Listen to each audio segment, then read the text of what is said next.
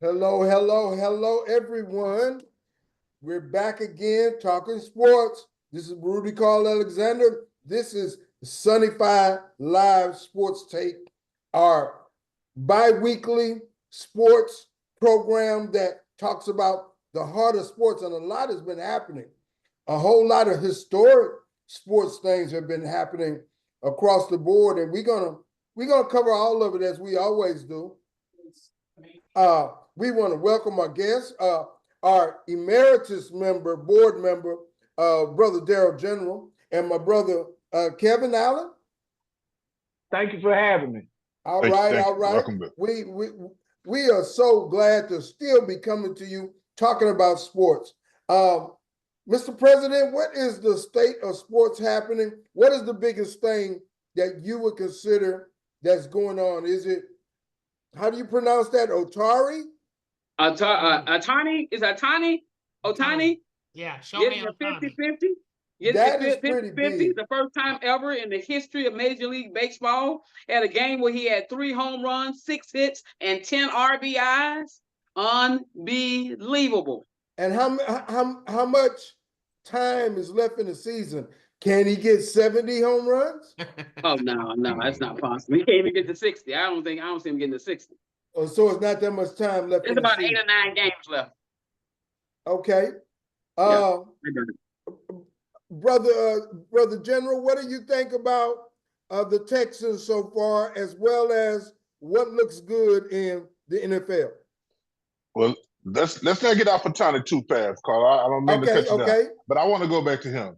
This dude, man, is transcending baseball. He is doing it all. You know, when they first started talking about 50-50, I said, well, you know, that's nice, but you know, Acuna had 40 and 70. You know, he stole 70 bases, so why they hype? But then I remembered, Ohtani is also a pitcher. He's been doing all of this. Everybody forgot this dude is still an all-star pitcher, and he's still stealing bases at this rate and hitting home runs at this rate. This guy can do it all, and he has shown that he is worth every penny that the Dodgers have paid him. So I want to give him kudos and say he made a believer out of me. Can you share how many pennies is he getting? I don't recall. It was crazy. I think it's, if I'm correct, 10 years, 700 million. That you're absolutely right. 70 million a That year. sounds That's about what I right. had in my head. Yeah. Yep. That's Because he's it. getting a lot of it deferred. He's getting a lot of that money deferred. Yeah. Well, however he getting it. I'm about to say. All that his friend didn't steal. Gamble away. It's incredible. But he's brought a little bit of, I guess, publicity as well as high-level sports acumen to baseball, because baseball had been dropping down. Now, I know of a couple of the players, Aaron Judge. Of course, I know the Astro players a little bit, but there's no necessarily marquee total people out there. Phil, tell me about what I don't know about the marquee players and how that is kind of going. Well, you got Juan Soto, who's won a World Series with the Washington Nationals. Ronald Acuna Jr., he's out injured, but if he'd been playing, he could push some of the stuff Ohtani does because he's a position player, but he hits, runs, so he's a 5'2" baseball player. He could do it all. There's a few others, but those are two of my favorites right now. And then you got young players around the league that are coming up. So pitching and hitting and catching, you know, that's what baseball basically comes down to. But he just does it better than most people right now. And like Darrell said, he had Tommy John surgery, so he can't pitch right now. So he's concentrating everything on what he does. So he's the marquee player, marquees right now. But I would take Aaron Judge any day too. Aaron Judge is no slouch. He's a position player that plays his position well, hits well, great clubhouse guy from what I can tell and see. Of course, you know, you got Astro guys that when they're hot, they're some of the better players. I mean, you know, Big Boy 44, he can bang with them too. So it's a lot of good, baseball's in good hands right now. Those people, none of them are real old or anything like that. So, you know, you got your old teams though, Cubs, Red Sox, Yankees, as long as they're, Dodgers, as long as they're competing, baseball's fun to watch. Let me ask this. Jeff, can you give us an update on the standings in Major League Baseball? Because we are toward the end of Major League Baseball. We need to know what's going on. Our audience needs to know what's happening. Okay, I don't have the standings in front of me, but I can tell you relative to what Houston's interests are. The Houston Astros right now lead the Seattle Mariners by 5 games. They have a 5-game cushion right now, and they have roughly, I believe, 10 games left. I might be off by 1. I think they have like 10 games left with a 5-game lead. So I think their magic number is like down to 5 or something like that right now. So right now, it will take a complete collapse for the Astros to not win the division, a complete collapse, because right now Seattle is going in a different direction. So I think that's pretty much a foregone conclusion. Houston will win the division. Can anybody else share some of the other division leaders? How are the Yankees doing this year? Maybe how are the Dodgers doing? I hear Ohtani has them in first place. Yeah, they're both in the playoffs. No, the Yankees both in the playoffs. The Yankees clinched already. Yankees have a 4-game lead over the Orioles right now. In the American League East, and you have the Cleveland Guardians with a 4.5 or 6.5 game lead over Kansas City, and the Astros have the 5-game lead over Seattle in the American League. You bounce in the National League, the Phillies are up in the National League East. Milwaukee Brewers, I didn't think would have a shot at it, but they surprised me, and they're leading in the Central. And then the Dodgers are 4 up on the Padres. So it's all pretty good coming down to the wire. Yes, and how many games are left before the season ends? And we're supposed to go to a game on the 28th. I'll come back to that later. We're supposed to go to a game if our president is working on that. But baseball still does not have the marquee value that basketball and football have. We know some of the reasons why that is. The kids with the internet and everything just don't have time to settle down and play baseball and go through that long process. Things are so much quicker now. People ain't got time to sit down and, you're looking at the bat, the pitcher, and then you go through a lot of steps and so forth. Does that sound about right? Or do you all have another reason why it's possible that baseball has gone down? And does it have a chance to come back? I don't think baseball has gone down. I think culturally, baseball has always taken a back seat to football and basketball, especially in the hood. I mean, you give me 2 guys, we can play a basketball game one-on-one. We get 3, we can play a game of 21 or horse or whatever the case may be. You give me 3 guys and 2 guys in a football, and we'll toss it up in the air, and you got to run this way or run that way to get a touchdown. You can't do that with baseball. So baseball was never that big, deep in the hood. Now, that's not to say that we didn't have great little league teams that played over at the Y and at St. Mary's, and some of those guys. Our own Donnie Robinson was, all world. I'm gonna give him higher accolades. So it's not like it was forgotten. It's just that when we came up and when we came up, the sports that we most focused on were football and basketball. At least as far as I know, you guys may have come up different. Well, in my neighborhood, we would all get around in the neighborhood on the block, and somebody would have a ball, somebody would get a bat, and the deal is we had everybody. We had 10, 15 people out there looking for something to do, and we would get together and do that. As you said, today, you might just have 2 or 3 people that want to hang out, and that's what they want to do is play basketball or play football. But we'll double check and see how the baseball season ends up. We look forward to hopefully the Astros get back to the World Series. We'll see. Football, it's been very interesting. The Texans are 2-0, but they certainly could have been 2 0-2, had a few breaks, went a few different ways. Also, is 16 black quarterbacks out there starting this year, the most in history. Phil, what do you attribute that to? The athletic ability and the progression of the game. You have to look at what you have and build around the athlete that you have at quarterback. We can't be denied that position anymore. We were denied it for so long. Not that we never could do it. We go far back as James Harris and other quarterbacks, Jefferson Street, Joe Gilliam. These guys could have performed at a high level had they been given the reins and said, hey, you drive the car. But no, they had a backseat driver, so they couldn't do what they wanted. But now just look at how many are here. And that's half the league. It's 32 teams, 16 quarters, and then not to mention all the ones that are backups. So yeah, it was just a matter of time before the progression of our ability and thinking ability and just, the reality they had to play us. You didn't have a choice. You want to win, you play us. Understood. I just want to give a shout out to the new documentary on black quarterbacks, headed, of course, by Warren Moon. And of course, all the others are mentioned also.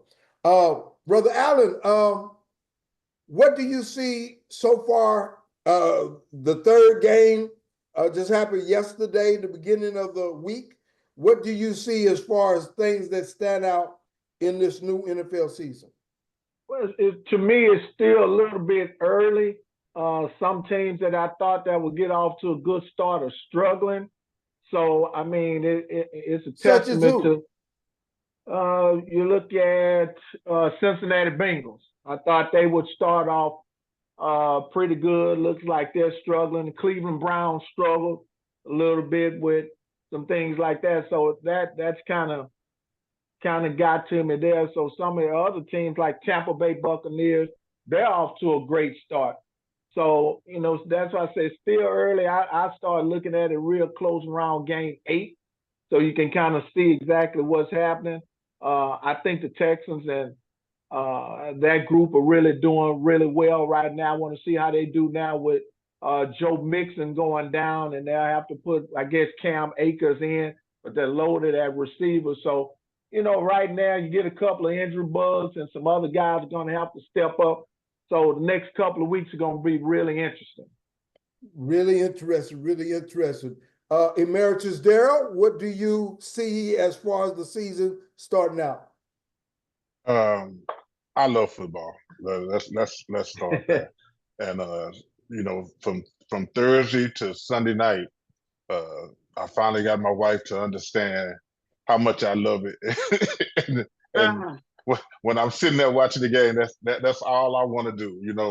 You can put a list of honeydews out there, and I get to them after that last Monday night game. From Tuesday and Wednesday, I'm on it. But I think that the Texans, I agree with you. I expected a better showing the other night against Chicago, but I'm not willing to say I'm not willing to panic yet. We all knew coming in this season that they had a first place schedule, that the road was going to be a little tougher, that CJ wasn't going to sneak up on anybody, that we had to work Diggs in and mix it in. I'm a little, I don't know, disappointed is the word in Mixon being injured, but I think Cam Akers having his third chance, because this is not his second chance, this is his third chance. I think he's viable. And if he's anything like he was 2 years ago, if he can become just part of that, then we're still solid. We still have weapons for CJ all across the board. I mean, I'll put Diggs, Dale, Collins, and let's not forget Mechie against almost any other group. I mean, you place them in Cincinnati with Burrow, or place them in Buffalo with Josh Allen, or any of these other quarterbacks, and they're still a bad set of receivers. So I'm optimistic about our chances, and I'm just going to sit back and watch the progress. What other teams do you see that are looking good, or have really said, okay, wait a minute, I thought they was going to be better, but they starting out kind of bad? I'm gonna go the other way. Saints look great. They do. They do. I'm gonna go the other way. So I'm gonna go for the team that you wasn't sure was gonna do anything, and they're surprising people. I reluctantly picked them this week only because I'd be a fool not to, just based on what on what they've been Who doing. they playing this week? Is it The Eagles? The Eagles. The Eagles. And I want to go with the Eagles, but the Eagles seem to have been still struggling as that offensive line tries to get it back together. They could have won. The Eagles could have won the game the other night, but Saquon, we're not going to even go there. Yeah. But that's what it's all about. Yeah, but I think too, Darryl, the team that snuck up and nobody's talking about is the Minnesota Vikings. True. Yeah, they have. So, true with Sam Darnold. True. And then one more to that, San Diego Chargers. Yeah. So I mean, they in LA now, Phil. Well, but I still love San Diego. You're 100% right. The LA Chargers, but it will always be San Diego. Always be San Diego. I got you. I agree with that, and I think they eventually gonna go back to San Diego. That's my opinion. Vikings have the best pass rush in the league right now. So CJ Stroud will be running on Sunday. Well, the good thing is he's able to run. He can run. That's the good thing about it. As well as their running game. Is Damian Pierce still playing? He is. And that's why I said, because Mixon's going to be out a little while, but it's in good hands with Cam Akers and Damian Pierce. They're in good hands. They're in good hands. They are deep. That's the difference between last year and this year. They don't not have Singletary anymore? No, he's somewhere. He's in New York. He's in the Giants. But they lost the tight end this past weekend. Schultz wasn't getting shots. But the other tight end was getting a lot of targets. But Schultz is good, and they got another tight end. I think, the rookie from Ohio State. Man, they are deep. I'm just saying. Yeah, and I'm not panicking with the Texans with the showing that they had against the Bears, because if you're gonna be a great team, you're gonna have to win a few games ugly. And the Bears had something to do with that too. That defense was ferocious. Yeah, so you're gonna win a few that are ugly like that, and not as clean as that you would want it to be. And they pulled that one out, because some teams, your good teams, you're gonna have a few games like that. And William showed why he was the #1 draft pick in the whole draft. He's good. Yeah, understood. Mr. President, can you talk about the fantasy league that we have in S5S Sportstake on the site, and talk about projection for it and how you do it? Okay, this is our third annual fantasy league. The first year, James Phelps, the brother from Evan E. Worthing, won. The second year, the brother from J.Y., the distinguished Elleris Dennis, won. And then I won the only fantasy league with basketball league I won. And now this is our third fantasy league football. So right now, we are now in week 3, and right now we have a 4-way tie for first place. My boy Phil Green. That's good enough. I shot like him. Philip Green, Darryl General, Elleris Dennis, and James Phelps are right now in a 4-way tie for first place. They're all sitting right now with 11-4 record right now through last night's game, 11-4, and I'm sitting right behind them at 9-6, and then we have 3 other gentlemen that's sitting behind me. So right now, if the season ended right now, I would not be in the playoffs. The 4 guys that will be in the playoffs will be Phil, DG, Dennis, and James Phelps. So that's where we are right now. Yeah. Understood. I'd like to point out that I was the only one that took Buffalo last Thursday. Everybody else took the Dolphins. Yeah. And I was the only one who said Buffalo was going to do it. So I want to beat my own drum on that one. All right. And I also want to point out that Elleris Dennis is the only one that's had a perfect season so far. A perfect week. He went 7-0 week 1. Yeah, that was amazing. First place. Mr. President, give your background summary on the state of NFL so far. NFL is on fire. I like the fact that, like I said, you got a lot of black quarterbacks now playing right now. A lot of that is due to the culture. The culture has changed. When you start seeing a few black quarterbacks get the opportunity and they get out there and they show that they can do the job, then you start seeing more opportunities for black quarterbacks. And then as they are gaining more and more success, then you see more and more opportunities for black quarterbacks. So it all comes down to opportunity. And then once you get the opportunity, having the guys who get the opportunity to get in there and do an outstanding job, then you see, oh, okay, they can do that. They can do that job. Okay, we're going to give more of them an opportunity, because up until that point, it was in their mind, the white man's mind, that the black man can't think well enough to lead a team. So that was a problem they were having. That is now incredible. they know. But now they know that they're wrong. That is an incredible indictment. But you know, when you have that mindset, it's hard to change. And you'll just see that in common interaction with people when they think, okay, this is who you are. It's hard for them to change that. But we have to keep pushing and get better. We are across the board. I always like to talk about expansion of the leagues. Now, we're going to talk about the WNBA that has 3 expansions coming. But before that, I'd like to talk about the NFL.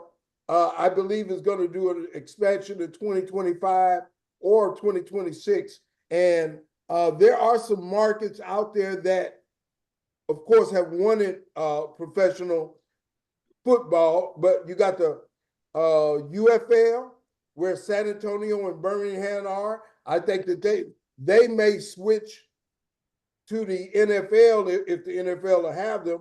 But Phil, do you see any possibilities with expansion? They haven't specifically made that announcement, but do you see possibilities with the expansion in the NFL? Look, I haven't been well versed about that either, but what you're saying about the UFL, I have watched them a lot, and that's the league that The Rock is the president of, and he has a lot of support. Matter of fact, we're picking a few players from there, kickers, few linemen, some skilled players. Matter of fact, the Cowboys got the all-pro kick returner. He ran the kickback opening weekend for a touchdown. So, yeah, they're going to be around, but it's still going to be more or less a minor league for the NFL.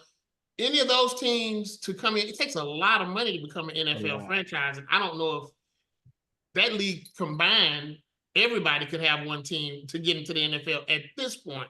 But I'll keep an eye open for expansion. I hadn't heard anything, but I like to see it happen. But it's 32 teams right now, and it's a lot. And I think the last few teams that came in was Jacksonville and Carolina?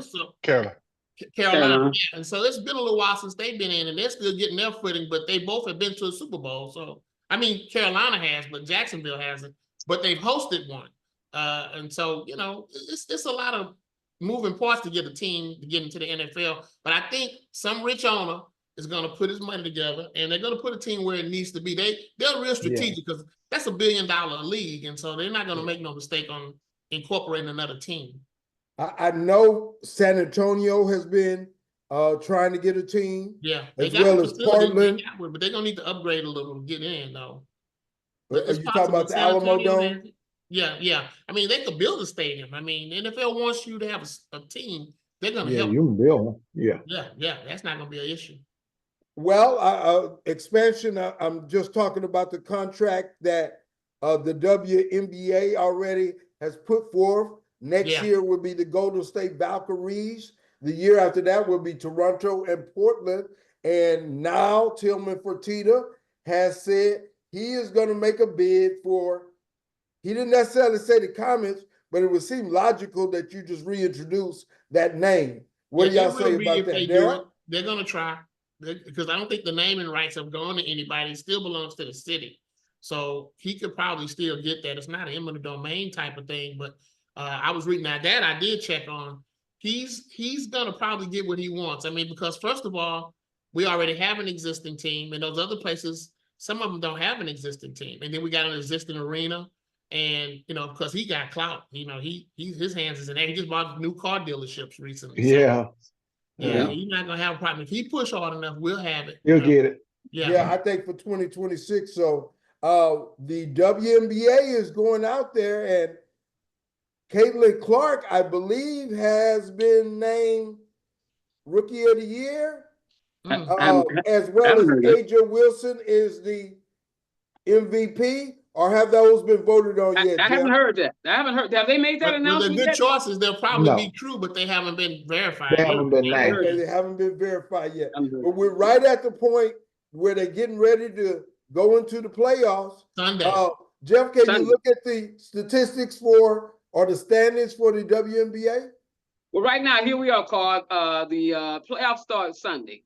That's the first round. You have the Liberty, who's the #1 seed at 32-8. They were playing the #8 seed, which is the Atlanta Dream.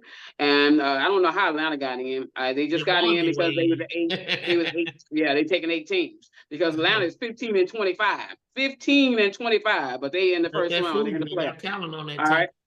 Yep. Then you have the Las Vegas Aces playing Seattle. The Aces was 27-13 with Asia Wilson, and you have Seattle Storm, who's 25-15. So that's the 4th seed versus the 5 seed.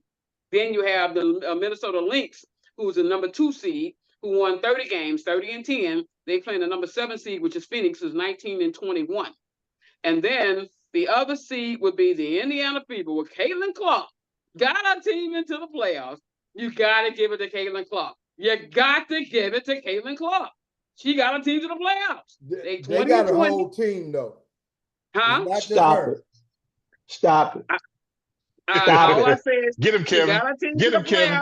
Stop it. And they going up against the #3 seed, the Connecticut Sun, who's 28-12. So the Indiana Fever come a long way.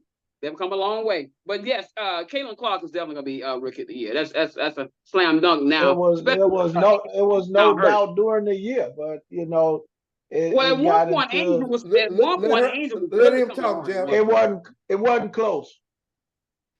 So do you have some issues with the publicity that Caitlin Clark has received, or is it very warranted, Brother Allen? It's warranted because without her, the league wouldn't be where it is financially. Is what I'm sharing with them. You know, everywhere she goes, sell out arenas, and then her play backs it up as well. And I heard, you know, you saying that she had a team full of players, but she had those players those players were there last year and they didn't even come close to making the playoffs.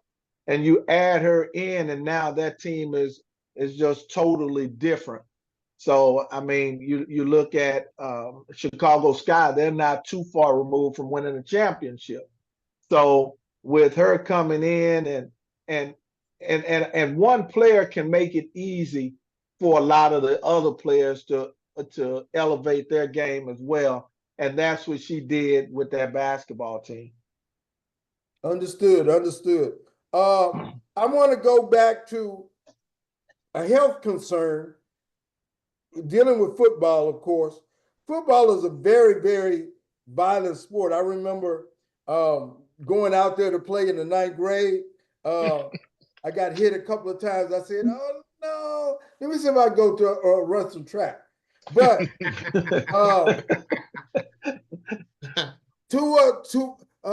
Phil, how you pronounce that name? Tua Tagovailoa. I gotta get it right here, but we know who him as Tua. That's good enough. He had those concussions because he's been getting some good smacks. He's not retired, Phil. I don't think so. If he doesn't think he needs to. I mean, me personally, the hits that he had the other night wasn't as violent as the others that put him out for a couple of weeks. But long game, health wise, maybe he's made the money. I mean, he's good. I mean, he wasn't in the league of some of the elite quarterbacks. He was good. He was there for a reason. They paid him well for a reason. But for him to retire right now, that's a personal, choice he has to make with his family and with the team. They can hold him out for a few more weeks. To me, this one wasn't bad. He walked out, and you put him in protocol. Then, you decide to bring him back. Football is always going to be a risk-reward sport. Risk-reward every time you step on the field. Darryl, what do you think about that? Should he retire? There are two trains of thought here. On a personal level, yes, I think he should retire. On a personal level, if you're sustaining those concussions, and based on what we have found out over the last few years medically about the future damage that causes, I don't see how anybody would put themselves through that. But we all know that elite athletes, and I'm going to count him as an elite athlete because he is a National Football League player. When there's so many people trying to become NFL players, he made it. So yes, I'm going to call him an elite athlete. You have to be a type A personality. There are no shy NFL players or professional basketball. They have to put themselves out there in front of all these people and go out and do what they do. So besides the pride, let's just talk about the money. Because people say, well, I wouldn't do it for the money. Well, you say that from your $1,000 job, not from the multi-millions. This dude, if he retires after he's medically cleared, that's very important. If they medically clear him to play and he retires, he loses a huge amount of the what they call guaranteed money. It's guaranteed as long as he plays. It's not guaranteed you sign it. If that was the case, then somebody would sign a contract that's guaranteed and get up and say, okay, I quit, give me my guaranteed money. That's not the way it goes. He signed for $212 million over 4 years with 167 guaranteed. If he's medically cleared to play and he does not play, out of that 167 guaranteed, not only will he definitely lose around 127 I read, but the 43 signing bonus, which is actually prorated, is prorated, even though they give it to you up front, it's prorated. And if he walks away from that, the team can recoup some of that money. So, of course, me, you, and the rest of us, we take the $2 million, go sit down and, kick it with the fellas and talk about, man, life is good. But these guys they're on a different level financially and mentally. So yeah, if I was him and I'm dealing from a personal level, I'm going home, spending with my wife and kids. Financially, if I can just sit on the sideline and draw this out, not even play, but not retire, I can get all my money or most of it. And that's what I would do. Understood. That's a train of thought and perspective. So we're going to hear all the swirling comments. Brother Allen, what is your opinion on that? I look at it as we're older, so we're going to look at it a different way. And you'd have to go back in time. If I'm that age, I'll probably keep playing. But now we're older and we look at things a little bit differently. You say, hey, I'll go ahead and shut it down. I think he's going to continue to play because of the money, where it's going to set up his people financially. And I hear Darryl's comment, they were great. The one I disagree with, well, I agree with, if you can sit on the sideline and collect it, yeah, fine. But when they're paying you that kind of money, you're not going to sit on the sideline. You're going to play if I'm giving you that amount of money. And I mean, you guys are right. You got to sit down and talk about that with your family and look at the long haul. We don't know how much damage has been done already from the prior ones and what can come about that later in life. So it's something he's going to have to look at and take a real good look at. Is the money worth it? Or am I going to try to make sure my health is fine later on? So it's tough. It's a tough decision when you're making that kind of money. Football is always a crapshoot, and one injury you could be damaged for life. Stingley, as you all know, it's happened many, many times. So just by the grace of God, you don't get hurt and so forth. So it's 50-50, and it's totally a family decision. Jeff, what is your opinion on that? I agree with my brothers, especially Darryl, as well as Kevin.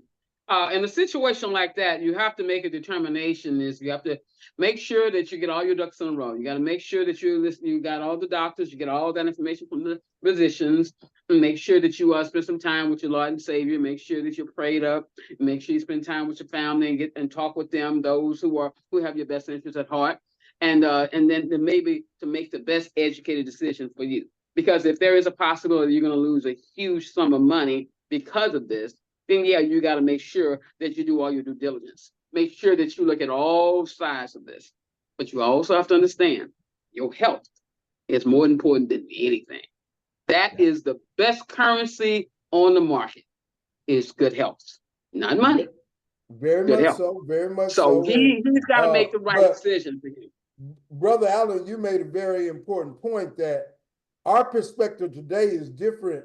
I mean, when you're young, you feel, you could keep running the world and you can run for days and then run some more. But, right. And if he can play, and I'm sure there are more than just him that have had multiple concussions. There's several people that have had multiple concussions and came back and still playing. But again, he has to talk to his family and find out what they want to come up with. Let me ask this question, Mr. President. Let me jump in one quick, and I give it right back. I watched the 30 for 30 special before. Watched it a number of times, and the brother Dave Durson, which was a defensive back with the Bears. He was getting those concussions, but it triggered him into some other things in life. CTE. And yeah, and you that's where you have to start looking at a lot of things, that can kind of handicap you later in life. You got to put it all on the table and just really, really say, hey, you can't never count another man's money. But he's gone through one contract, getting a lot of money on this one. But you got to think, one time he may not get up from the concussion. So you just got to look at it that way. Phil, you were going to cut in. Real quick, Troy Aikman had 8 concussions that were documented. He's on TV doing just fine. He would have kept playing had he kept getting them. Roger Staubach had 12. They both retired for concussions, not because their ability. Yeah, it was declining, but concussions will cause your ability to decline. That's for sure. It affects every aspect of your walking, your talking, your everything. So yeah, it's a serious consideration. It's serious. They have so much more medical attention to it now that can prolong and can shorten your career because they can give you direct information, good and direct information back. It still comes down when you look in the mirror. Who do you want to see 10 years after I retire? Right. Let me ask this question. Have everybody here seen the movie Concussion? You mentioned Dave Durson. There's several other players that Mike committed Webster. suicide or worse, committed murder, and they attributed it to their mental acumen going away. So that is a serious concern also, because if it makes you act in a way that you would not normally act, Junior Seau. You really got to consider. Yep. Well, it's not only that, Carl. Some of these guys, they already have that type of mentality. My brother Kevin hit on a point about age. I can't remember the guy. I know y'all will. I know it, but it won't come to me. Who was it had his finger broke, and they said he said just cut it off then because he wanted to get back in the game. Ronnie Lott. He said just cut it off. Are any of us cutting off our fingers so that we can go back and play football? Yeah, cut the tip off. He said cut it off. My boy last year, 2 years ago, Buffalo, Hamlin, he died on the field. Couldn't wait to get back out there. Here's the irony. Right. He's the one who hit Tua. I saw that. He just ran into him. I was more scared for him than I was Tua when I saw the hit. It hit him in the chest. That's so you're absolutely right. It's the mentality, and they don't think long term. But I mean, how many of us did? Let's just be honest. We didn't either. Not for the grace of God, are we all still here on this show tonight? Yeah. And then too, the length of your football career is really short. So you got to get that money in that short window. So that's playing a factor with them as well. Yeah, very much so. Mr. President, when is basketball starting? When is training camp starting? And you asked the question, you said, which one of the Rockets draftees is the best crop? Is it Şengün and Jalen Green, or is it Whitmore and Amen Thompson? And would we trade any of those pairs or groups of players so that we could get a veteran? I personally would not trade. However, we are not on the inside. You know, we didn't know that Kevin Martin was a renegade rebel who was causing all kind of problems, as well as Christian Wood was causing all kind of problems.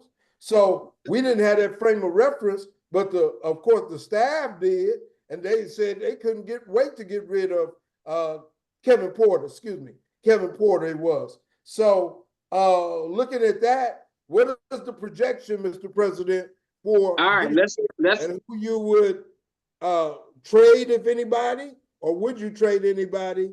And my opinion is still Jalen Green and Alperen Şengün are the best two pair. What is your opinion? All right, this is where it is. The Rockets go to training camp on October 1st, and they have their first preseason game on October 7th.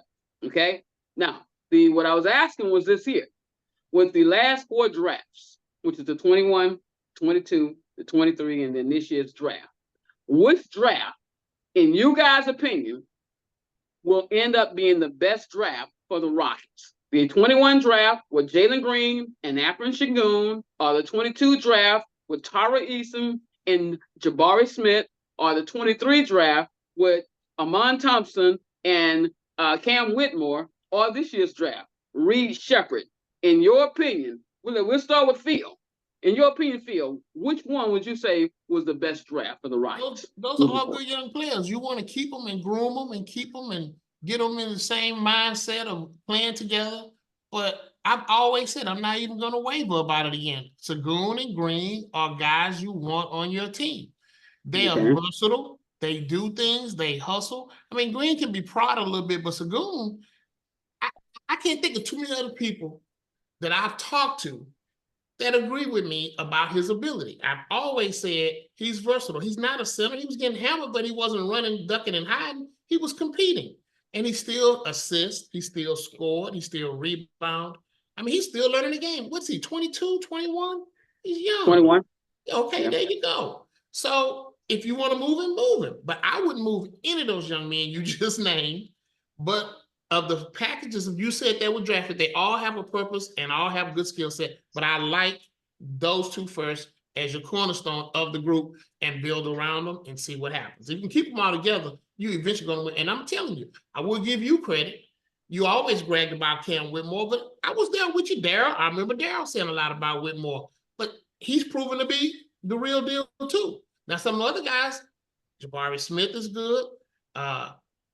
Amen Thompson is good. Amen Thompson is good. But the other guy that got drafted with Smith, he's been hurt, but Eason is, I mean, it's hard to part with those young men. That's all I'm saying. Okay, Kevin, what do you think? What's your opinion on this, Kevin? What's your opinion on this, Kevin? I like Jalen Green and Alperen Şengün as well. And I have conversation, and I like to try to, sometimes you kind of give some comparisons, and I give him a comparison. People say I'm crazy. I give a comparison of the Joker because he can do so many things. He can score it. He can pass it. He heard you say that on KTSU before. Yeah, and what he does, he gives the opposing big guy that's guarding him, he gives him some problems because he can do so many things. Exactly. Now I'm gonna go against you here, Phil. I got to move somebody, and I have to give me like 2 vets in there. I got to move somebody, and it's gonna be Green because he's the most valuable. Yeah, I'm gonna try to figure out another way because I have to get some kind of leadership in there. All of these guys are young, and sometimes you may have to take a hit to get better. But I'm not giving up Green and Şengün. Okay, good. I was thinking you would. No, I'm not giving either one of those up. The rest of them I can make. Well, you better get quality for quantity because you're gonna have to give up more than one of them. I hope. Yeah. I'm okay with that. I may have to give up and take that hit to get that other one that I need. You better be a good one though.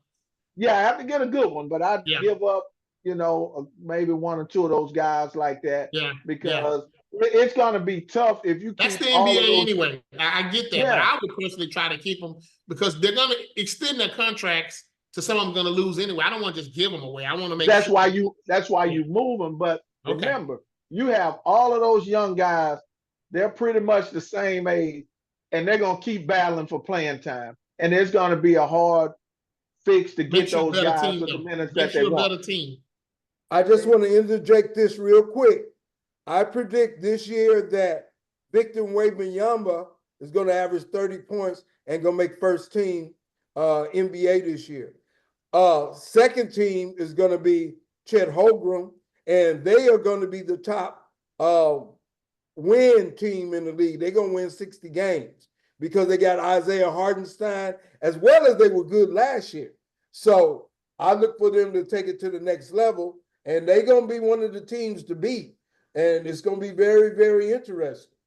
Big time move for Hartenstein. Big move. Yeah, big move. You know he played here at one time, so yeah, he's done well. Yeah, Dan Tony don't know what to do with a big man. Yeah. Okay, they got the right coach there now. Darryl got the right coach. Yes, sir. What is your opinion on the question that I had on the board? We didn't get a chance to get to Darryl Jones. Darryl, what do you think? Which one of those drafts would you say is going to end up being the most rewarding, the most productive draft for Houston, of the ones I just mentioned? You want to hear it again? There's no. There's an old saying: "Don't criticize the food until it's served." So, having said that, your oldest draft is always going to be more appealing, especially if those guys are as good as Green and Sengun are. I love Easton and Smith. I love Thompson and Whitmore. I definitely love Thompson and Whitmore. And 2 years from now, I might say, man, Thompson and Whitmore over Green and Sengun. But I haven't seen the sample size. I've seen what Green can do for a period of time. I've seen what Sengun can do over a length of time. So for that reason, if no other reason, you have to take those. Reed Shepherd is the guy that I've been asking for 20 years. We need somebody that will stand out there and shoot that ball. Now, we've had some scorers, but I want somebody that can spot up and just drain it. When you kick it out, you feel like it's going in. We got some guys that could do it. I mean, we had Harden. I don't know if you call him a scorer or a shooter. You know, people will differ on that opinion. But have we had, and I'm going extreme here, have we had a Klay Thompson? Have we had a Steph Curry? Have you had somebody, as soon as you throw it to him in the corner, you go the other way? Let's go the other direction. And I believe that that's going to open it up for Green to do what he has to do, for Sengun to do what he can do. I love Whitmore. I wish somebody would teach him how to pass the ball. I think they ought to find him every time he gets the ball on this end of the court and nobody else touches it. You got to pass it. What was that old Gary Payton commercial? Pass the ball, dog. Pass the ball. But yeah, I'm going to have to agree with the rest of the panel and go with Green and Sengun at this time. I would not. I think Kevin is right. In order to get something, you got to give something. I don't know who that would be. Phil, you might be right. They may have to part with Green in order to do it. But like you said, that's the nature of basketball. That's the nature of all sports. Gone are the days of the Cal Ripkens where you play with your team, you know, your entire career. You know, our greatest Houston athletes didn't finish in Houston. Hakeem didn't finish here. Ryan didn't finish here. Campbell didn't finish here. That's Joe Montana didn't finish, and I can go on and on and on. But that's just that's the nature of the game. But to answer your questions, yes, I would make a trade. I'm not exactly sure who, and I believe that Sengun and Green over the last 4 drafts has been the best draft. Okay. Well, guys, all right, Carl, yes, you got an opinion on this topic? Show, oh, we're at the end of the show? Okay. All right, well, let me give my opinion on this then. Okay. Of course, quite natural, we're going to go with Green and Sengun because they've been here the longest. They got more of a sample size. They've had 3 years to play, whereas Thompson and Whitmore have only had 1 year, and then Easton and Smith have only had 2 years. So quite naturally, you have more to look at. But I'm looking as far as potential. I think Thompson and Whitmore, I think those 2 guys got a chance to really be both all-stars. I'm serious. I think those 2 guys, think about it. Whitmore played his entire rookie year at the age of 19. He just turned 20. And this guy is 6'7", about 230 pounds. So this again. Solid as a 20-year-old, huh? So this again, he had played at 19. He was 19 his whole rookie year. Right. Right. So I like Thompson and Whitmore. It's going to be interesting. I like that group right there. I like the group they have. I wouldn't make a Tell us trade. again when I wouldn't make a trade. training camp I wouldn't start. trade them. Huh? Say what? When does training camp start? Training camp start on the 1st of October. All right. Well, that's right around the corner, and it's going to be interesting. We're going to have some preseason games, then the season starts, and NBA is always one of the better shows that are out there. We'll see. Before we finish today, I got one other discussion. Did Deion Sanders lead his team into a very bad look as far as unsportsmanlike ship in that his players did not shake the hand of Colorado State? And is that going to come back upon him from the other teams trying to beat them down? What you think, Phil? Well, everybody's going to try to beat Deion down. That's not even a real discussion. But anytime you put, your personal feelings over sportsmanship is not good. But that coach and Deion been going at it ever since Deion got there. That coach has said some inflammatory things. But the players themselves are big enough at this stage of college to know, hey, that guy over there didn't do anything to me. I don't know the whole problem against him. But you can't. It's like if somebody hits your quarterback and you don't defend him. If your coach kind of leads you that way, you kind of college is still controlled by coaches. It's not like that in the NFL. High school coaches are still in control. But Deion is a guy that speaks his mind. He wants to win. And that coach at Colorado State does the same thing. So that's bad on both of them. I don't think it's just Deion. Somebody got to be bigger and show the kids, hey, you still young men. You're on the school campus. I am an instructor basically as a coach. You got to do the right thing. So, yeah, I guess to answer your question, I would say, yeah, if that's what really happened. I didn't see the end of the game. I watched the game, and I knew they wanted to win. But I will say this. He lets his players play, and I think he has the best interest of the players. He's not being selfish. He's done everything. He has nothing to prove other than I can coach some young men, help them become better men. He does it his way, and he just happens to be famous. Son and his top players out there to the end, and they were up by 4 touchdowns. What do you say about that sportsmanship, Darryl? Well, poor sportsmanship has, how do you say this? We all grew up where we were trained. All our coaches say, do the right thing, shake hands, take your losses with pride, and do better, that type of thing. But like Phil said, what's gonna happen is gonna happen. If I talk about your mama, you say I'm gonna whoop your butt. You can't whoop my butt because I talked about your mama. You could whoop my butt. You could whoop my butt regardless whether I say it or not. So just because Colorado is showing bad sportsmanship doesn't mean that all of a sudden these teams are going to play better or Colorado's going to play worse. If they could beat Colorado in the first place, then they'll beat Colorado. If they couldn't, it doesn't matter what kind of sportsmanship Colorado shows, exhibits. You still can't beat me, and I'm still a bad sport. I don't like bad sportsmanship, but I mean, we know Deion is a lightning rod. He's going to do something, say something. Something's going to happen, but I don't think in the long run it has no effect on the wins or losses going forward. Understood. Brother Allen, what do you think about the sportsmanship of Deion? I mean, the sportsmanship, yeah, you want to have the sportsmanship, but I think that particular game has gotten a little bit out of hand, and it's drawn some bad blood, especially with the hit that Travis Hunter took last year. Yeah. So I understand that part of it. So sometimes you may want to keep them apart because some of the bad blood can boil over after the game. You want to try to protect that as well.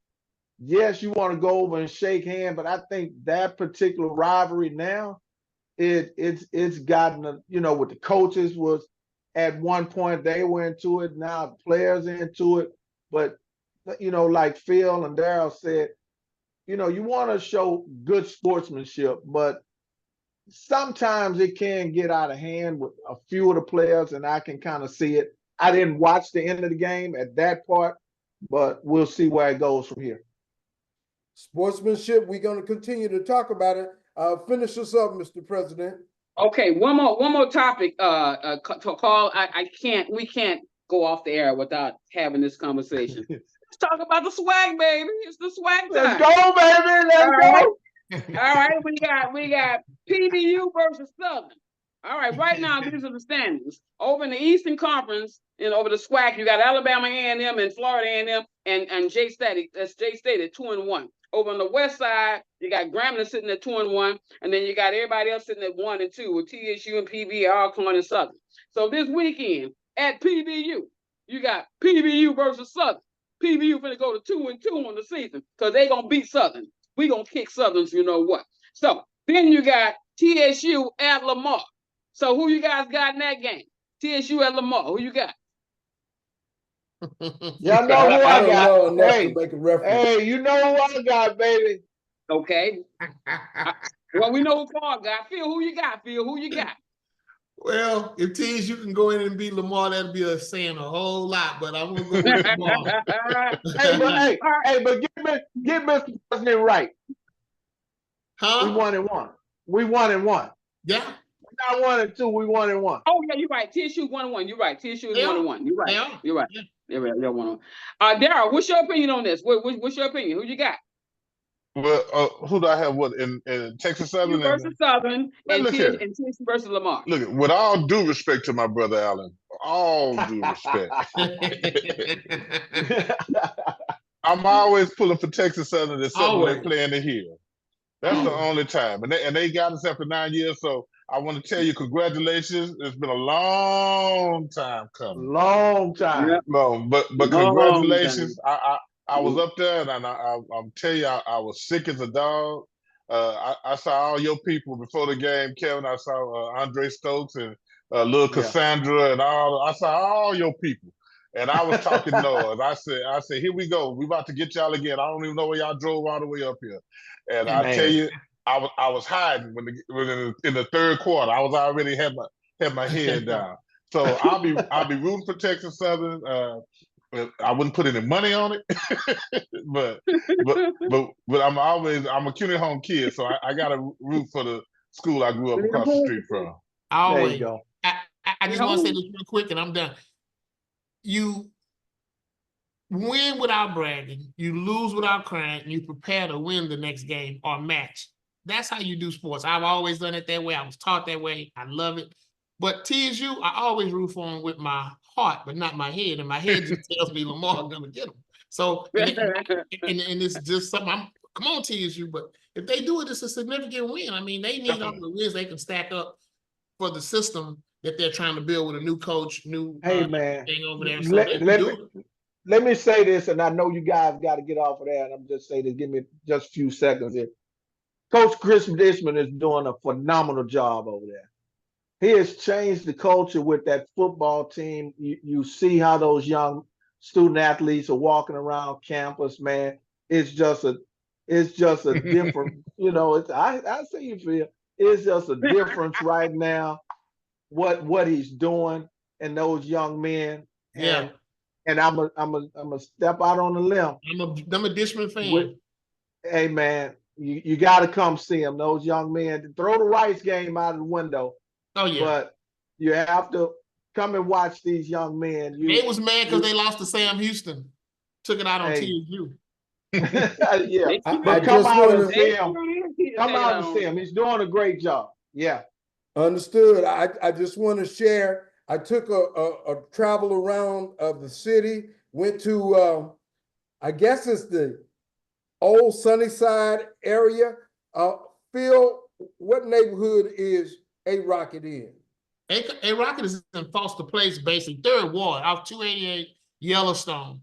And so that's still considered 3rd Ward, and sort of like Foster Place. It's 3rd Ward. Foster Place.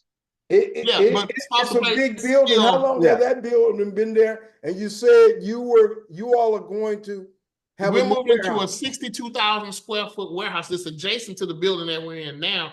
And that's to provide the warehouse we have on Ardmore, which is across the freeway, and bring all the material there into this particular warehouse, plus the one we have existing on the property that we have now. A Rocket moved into that building in the late 90s. They started out on Wentworth and Ennis with 4 trucks. Back in the 1959 was the original. They didn't even have that. It was hotshot trucks. but now it's grown to 27 trucks with DeAndre Sam as the CEO. And, you know, we employ about 50 regular employees, and then maybe in any given time, 100 workers, depending on the size of what we have going on with work.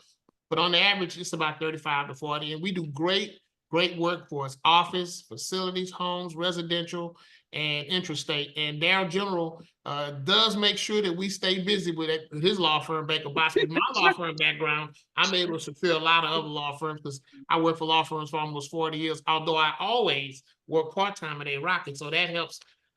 And Darryl, here's an amazing thing. I got a call from Mr. Washington today, Malcolm Washington. Okay. And I'm going to move him next week. He and I didn't know what we were saying. Then I said, Malcolm Washington, Philip Green, yeah. And it happens all the time. Happens all the time. He knows Darryl real well. He used to work Outstanding. Definitely. Yeah, I vouch for A-Rocket also. Yeah. Definitely. Yeah. DeAndre Sam is a great guy, man. You can't beat him, man. He give you a shirt off his back if you can. Yeah. Awesome guy, man. Yes, awesome guy. They've always done great work. A1 work, man. Phil, give us a little shout out. How long has A-Rocket been in business? Since and tell us the 1959. phone number and where it is. And we're located at 3401 Quarter, 713-748-6024, extension 202. Just ask for Philip Green. Show us that brochure again. At 3401 Quarter, Houston, Texas, off of Yellowstone and 288. We're building a brand. Well, actually, it's built. We're just getting the fine tune with the city codes, what have you. We hope to be in there soon. Climate control, moving and storage. We're going to try to seize the opportunity for all the medical center opportunity, because it's growing. It's making it a super neighborhood. Yep. So all those things are happening in real time, and we just want to be a part of it. And like I said, we get all kind of calls every day. And so you guys are all familiar because it's been around that long. You see the trucks rolling, and we appreciate the support. So, and thanks for the opportunity to let everybody know what we're doing over there. Understood. Outstanding. A-Rocket moving and storage, right there on Quarter Street. Thank you, Carl. And Carl's been by recent. Yes. Daryl's always there. Kevin's been over, and Jeffrey's very familiar. So I used to walk by there every day for the school. Also, we're going to be a sponsor of this show. We're a sponsor of this show. We will continue to sponsor. Very much so.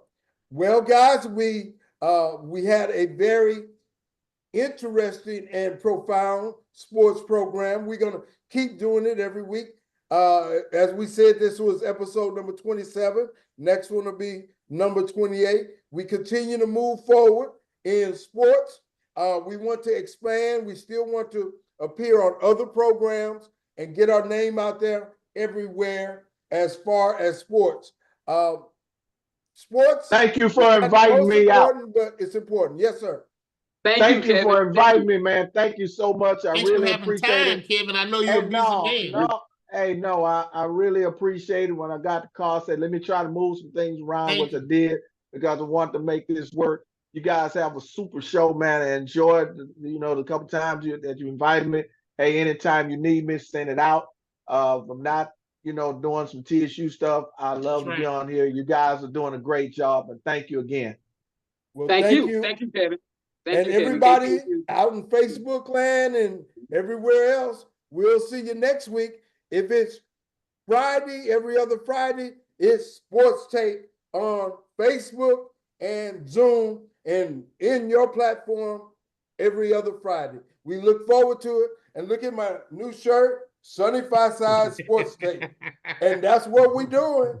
That's who we are. Thank you to Darryl General. Thanks, Darryl General. Thank you, Darryl. Yeah. Hey, glad to be back, fellas. Look, I got to be on the show with Darryl General, man. I can mark that off my bucket list. Yes, you can. I already wrote it. I already wrote it, King. I already wrote it, man. Right. Good deal, brother. Appreciate you guys. Hey, guys, we'll see you next time on Sportstake. Thank you very much. See you guys later.